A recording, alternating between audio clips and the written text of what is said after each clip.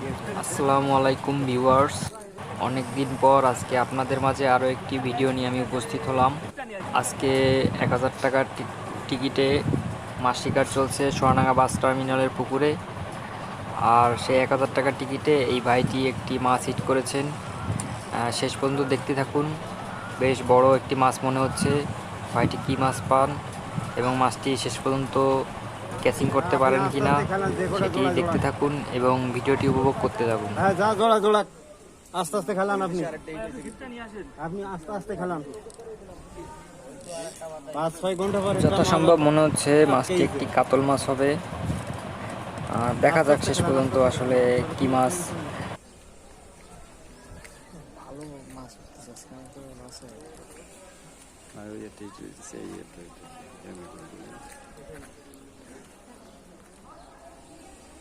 বেশ বড় একটি মাছ মনে হচ্ছে। ভাইটি তো ঠান্ডা মাথায় মাছটির সাথে খেলছেন।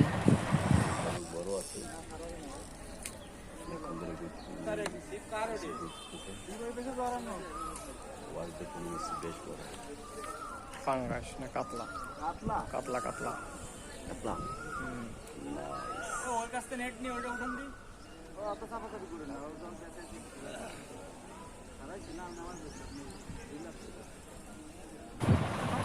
এখানে টুকটাক সবাই কম বেশি মাছ পাচ্ছেন।